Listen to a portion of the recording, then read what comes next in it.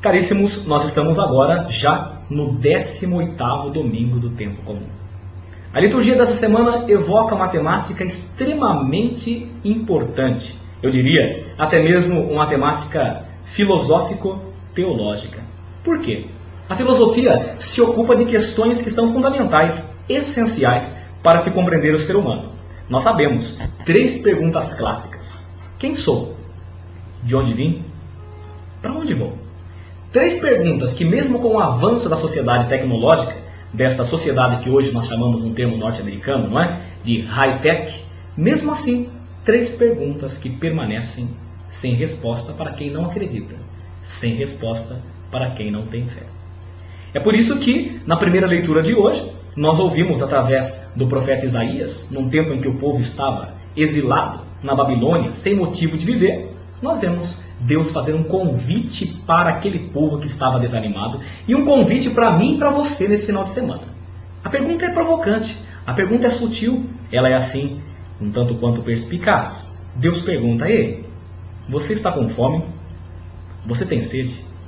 Você tem fome de quê? Você tem sede de quê?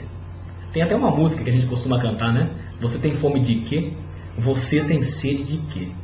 Caríssimos, se nós pararmos para prestar atenção, todo homem traz dentro de si uma fome que ele não consegue saciar. Todo ser humano traz em si uma sede também de algo que ele não sabe muito bem o que é. Mas todos nós temos fome e sede.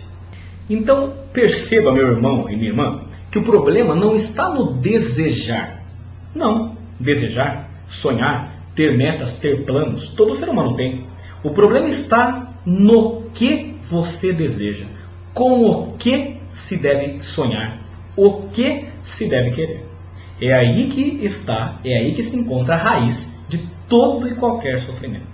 Pois bem, a resposta está na liturgia desse final de semana. Nós devemos desejar, nós devemos sentir realmente esse anelo, esta sede de uma coisa que possa preencher a lacuna existencial da nossa vida. Nós chamamos a isso de uma dimensão transcendental. É verdade que não há como falar desse assunto e não nos lembrarmos de alguns acontecimentos históricos, até mesmo filosóficos. Nós tivemos pensadores tais como Karl Marx, não é? Que no seu livro Der Kapital, alemão, e escreveu sob o patrocínio de Engels, nós vemos que Marx fala que a religião é o ópio do povo, não é? Que quando o homem se libertasse de Deus, que quando o homem se libertasse da religião, que é, na verdade, que produz um efeito narcótico, o homem seria feliz, seria mais livre. Temos também Sigmund Freud, o pai da psicanálise, que achava que Deus é uma invenção humana que não passa do nosso superego, moralista, regulador de nossa moral, e que se Deus não existisse, então tudo seria permitido. Seríamos mais livres, nos libertaríamos dos problemas que nós temos com as autoridades. Não é? Paralelamente a Karl Marx, a Freud, temos tantos outros. Temos Friedrich Nietzsche, não é? Que filósofo alemão, que profetizará sobre a morte de Deus, no seu livro Der Antichrist, o Anticristo, no outro livro Der Geburtsort der Tragödie, o Nascimento da Tragédia, suas obras alemãs, nas quais ele profetiza que Deus está morto, não é? Muito bem, está morto por quê? Porque, segundo Nietzsche, o cristianismo teria dado veneno a beber a Eros, teria impossibilitado o ser humano de ser realmente feliz. E para isso Nietzsche falava que tinha que se criar uma filosofia dionisíaca, ou seja, a filosofia do martelo, que implodisse tudo no que a civilização ocidental acreditou até hoje. Não é verdade? Temos também, junto desses rapazes, né, junto desses carinhas, desses pensadores, nós temos outras críticas também, por exemplo, Voltaire, né, que dizia que o mundo seria também muito mais livre, muito mais dinâmico, se nós extirpássemos tudo aquilo que era fé. Outros acontecimentos que devem ser relatados, todos nós nos lembramos, Revolução Francesa, também foi nessa perspectiva. O Iluminismo dizia que, na verdade, com a revolução, com a desforra da razão, com o vencimento da razão sobre a fé, sobre as crendices, sobre a mitologia, o homem seria mais feliz. Não é? Tivemos várias profetizações nesse sentido. A Revolução Industrial, na verdade, com o grande avanço da técnica, o homem tentou construir aqui na Terra o Éden que perdeu, e que o homem agora não ficaria mais estressado, porque a sociedade cheia, repleta da tecnologia, com toda certeza, iria suprir essa lacuna que o homem tem de transcendente, que o homem tem de Deus. Acontece, caríssimos irmãos e irmãs, que isso não aconteceu.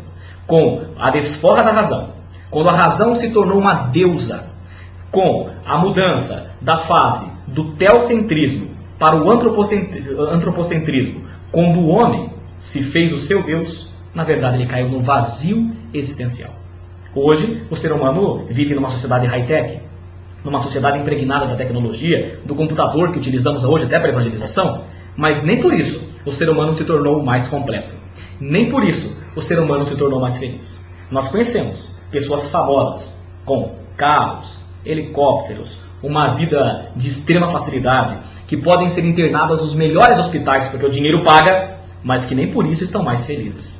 A resposta está na primeira leitura. Deus diz, você só é feliz não na curtição, não só na azaração, e não só quando a razão tenta ditar sobre a sua emoção, não somente quando a razão tenta ser mais pungente que a sua fé. Você é feliz quando você descobre que a sede que você tem é de mim, que a sede que você tem é da minha pessoa, e que se em mim você não consegue viver, e que sem mim você não consegue ir muito longe, porque eu te fiz, eu te conheço, eu te entendo. E nem mesmo o mais ilustre dos psicanalistas, o mais ilustre dos psicólogos pode compreender o que se passa dentro de você. E o convite de Deus na primeira leitura, vinde comer sem pagar. Hoje, a gente, para ser feliz, precisa pagar, não é verdade? Para ficar em bom lugar, para ficar em bons hotéis, para sermos respeitados, nós precisamos estar pagando. Mas existem hoje áreas VIPs, não é? Até mesmo num show, quando a gente vai curtir um showzinho aí, né? E é legal a gente participar de shows e tudo, mas se você pagar mais, você é bem tratado. É a ala VIP, né? É a primeira classe no avião. Deus não é assim. Vinde comer sem nenhuma paga. Vinde beber, vinde tomar leite, vinde para a minha mesa.